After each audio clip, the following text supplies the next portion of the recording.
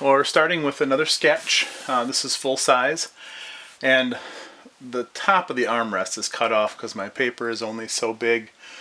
But we're basically looking at a pretty simple project that uses 2x4s and a couple of 2x6s. That's it. I wanted to build the whole thing out of just 2x4s that you buy at the store. I didn't buy treated because I'm going to paint it, and I've had a prototype built and sitting outside for 2 winters and 2 years now, and it looks just fine. So if you want to use treated lumber, you want to use cedar, go for it, but I love the expense of the regular 2x4s, just construction 2x4s.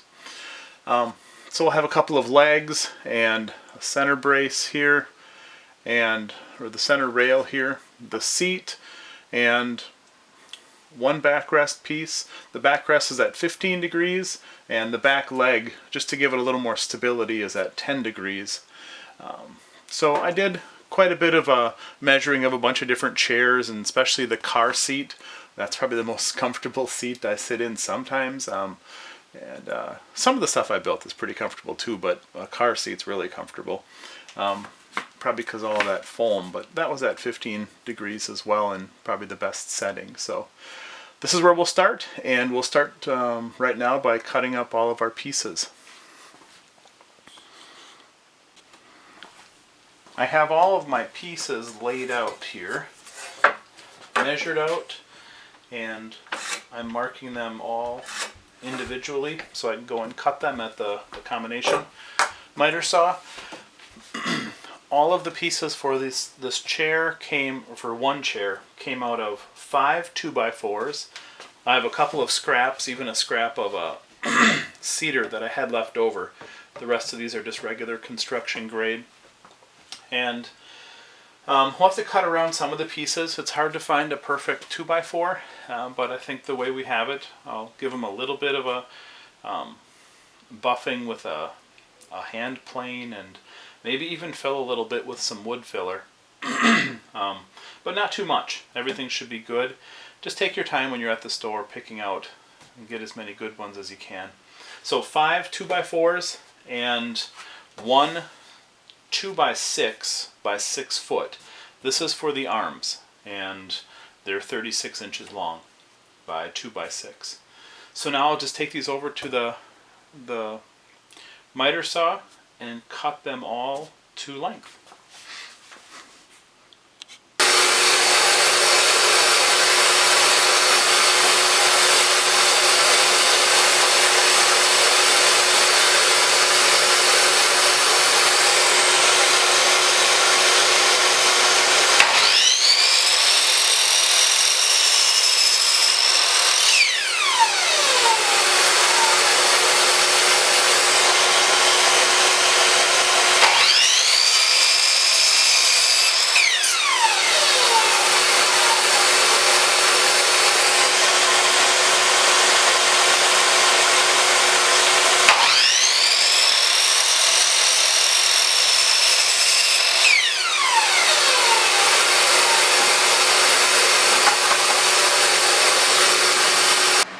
The side rails have a 10-degree cut on them here, so I've set my combination miter saw to 10 degrees, and we'll take this off.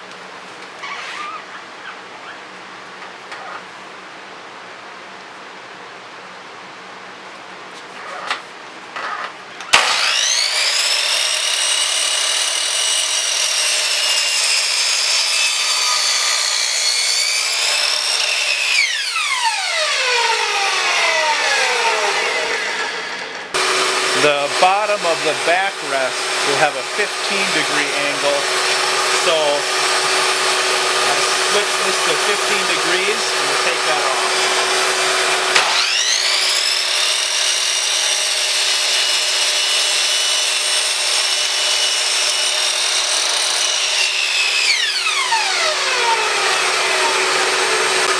The top of the back legs will have a 10 degree, so we'll cut those to a 10 degree.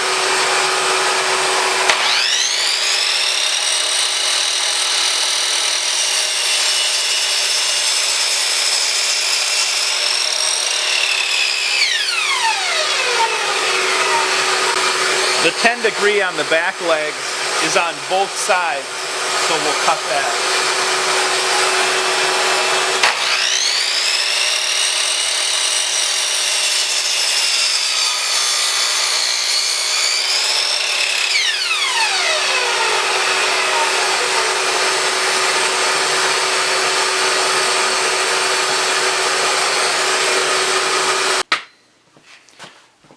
On the chair I already built, I notched out the side rail so that it would fit into, just cut a notch out of there so it would fit against the the front leg. So I'll take this out. I also did one, it's harder to see in the back, but I notched the same thing out for the back leg, which will be at an angle for the back leg.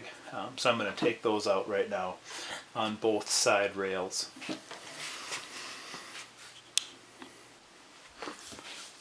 This is the side rail with the 10 degree cut on it, and then this is the back leg with the same 10 degree cut.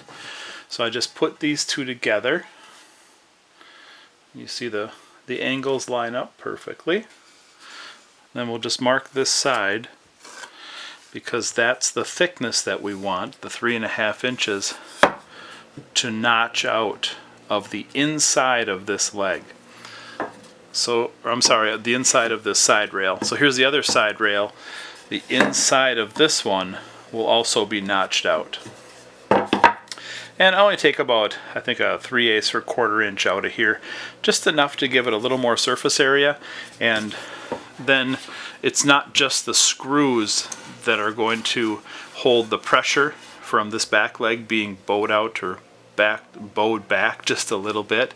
It'll also have a little bit of the notch there to hold it against there with the glue and the screws. So I will just take this out on the bandsaw. So this is the front leg and this is the side rail. So we're going to notch this out as well. We're going to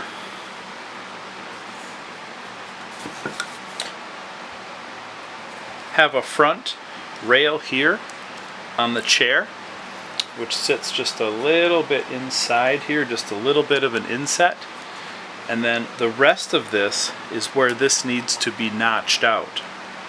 So I will slide this up here,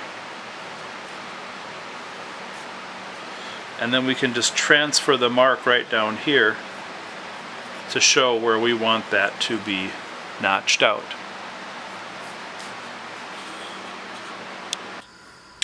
I've set up the bandsaw to be 3/8 of an inch away from the fence and marked out everything that needs to be cut out. So this will be notched out for the front legs, and this will be notched out for the back angled legs.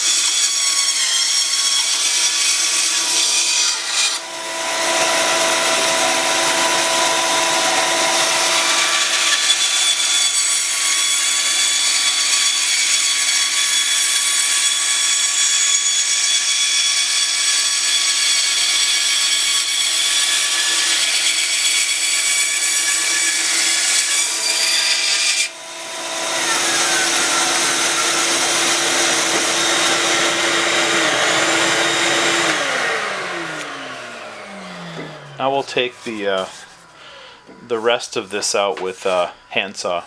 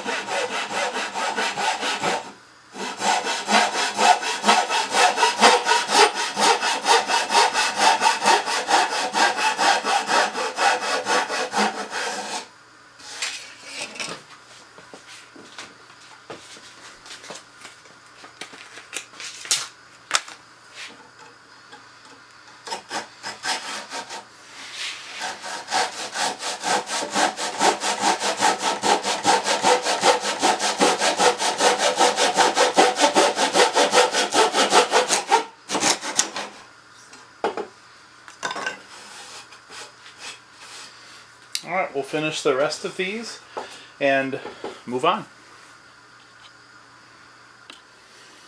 Alright, so I have the 2 armrests here, 2x6, and these are 36 inches long. And then I also have the 2 pieces for the backrest as well. So what I want to do is the 2 pieces for the backrest I'm going to round over with a 3.5 inch circle template.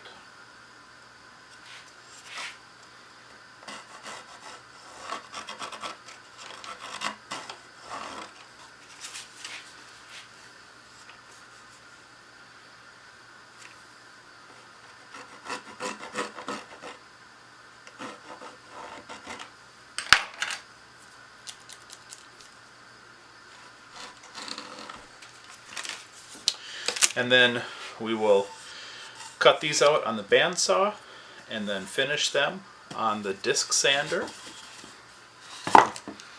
And then for the 2 armrests, I've labeled them front top left, front top right, and I'll put this on here. I wanted these just a touch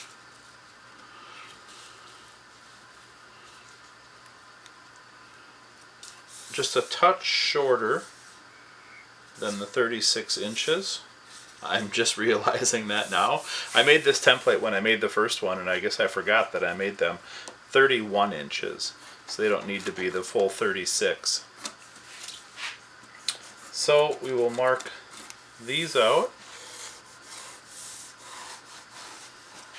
This one I wanted a little more room up front, but this comes in, so it does kind of a little dog leg jog there. So I will mark these 2 up.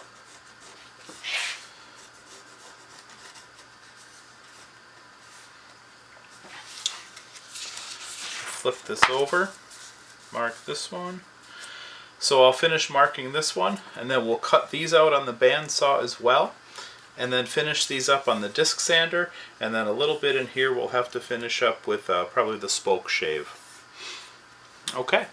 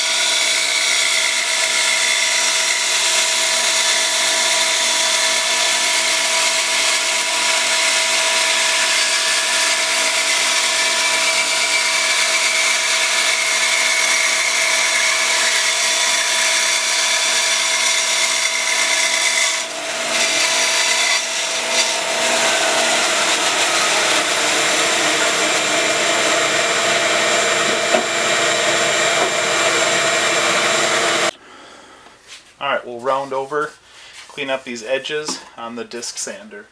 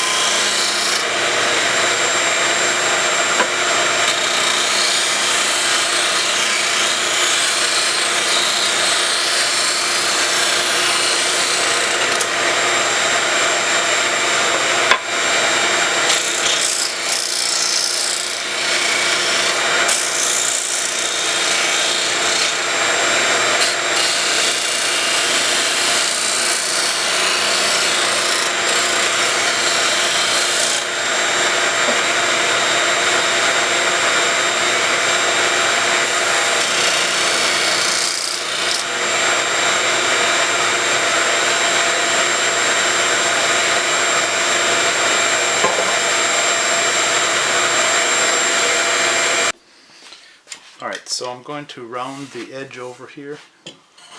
I'm just going to use a block plane. Like we normally do, we'll take this down to about 1/4 of an inch. Let's make sure everything's nice and sharp. At the very end you want to cut down this way.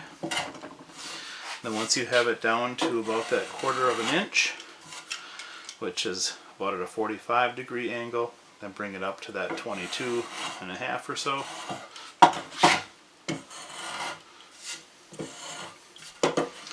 And then do it on the other side too.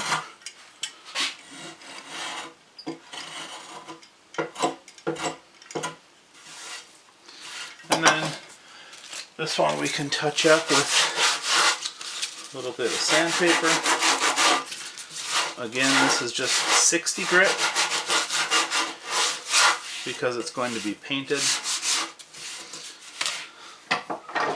And that's how your final piece looks.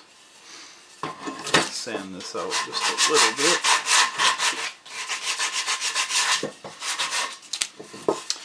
So we'll flip that over and do the same to the other side. Let me take a quick...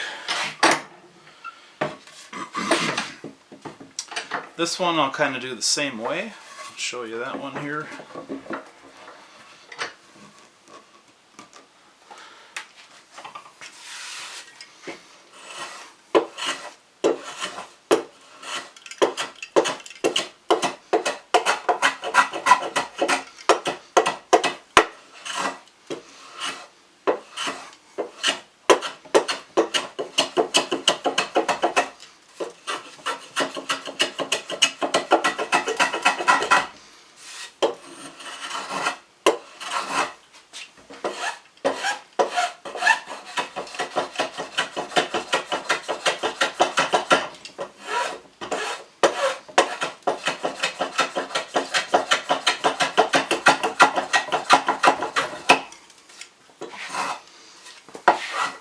Alright, so take this one down a little bit past a 1/4 inch, 5/16, 3/8 in a few places there.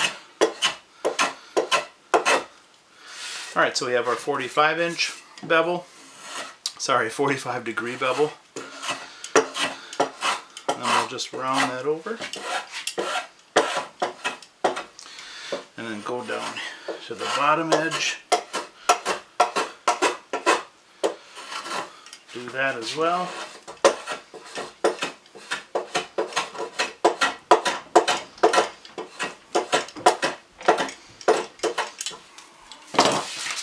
And then just a little bit of sandpaper.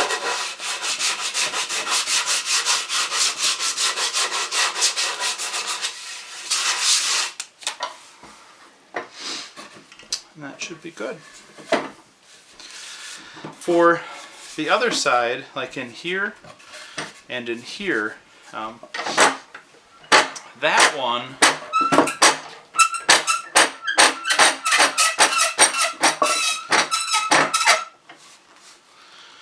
I'm going to do with a spoke shave.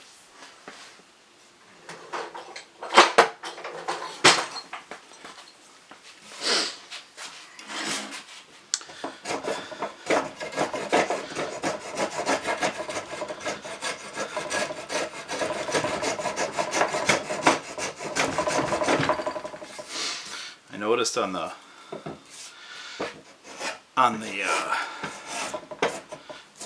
disc sander, this wood was still just a little bit wet. Wetter than I would like. And it kind of gummed up the wheel a little bit. I feel that here too. This, I don't know if this is going to work or not. That's doing a pretty nice job. Up here it'll probably do a little bit better. We'll round this over first.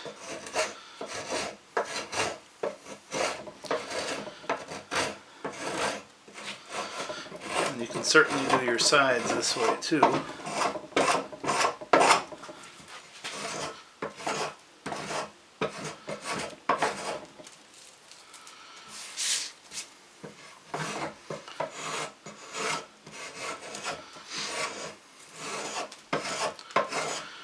Now you are basically just sculpting. Sculpting like this. See how I get that down there? Curve it along there.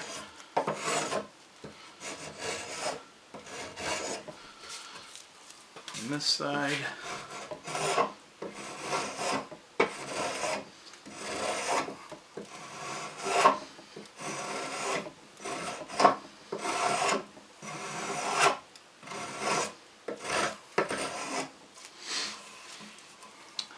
Kind of a difficult knot right here.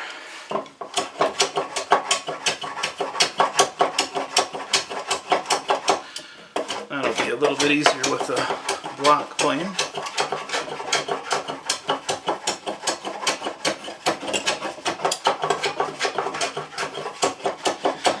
Like I've said before, if you want to just grab a router and do that, that's perfectly fine. Alright, so now here we would I'm going to set it back up on this edge and do this edge from the top. But I think that I'm happy with that. There's a little bit of tear out in here, but nothing too bad.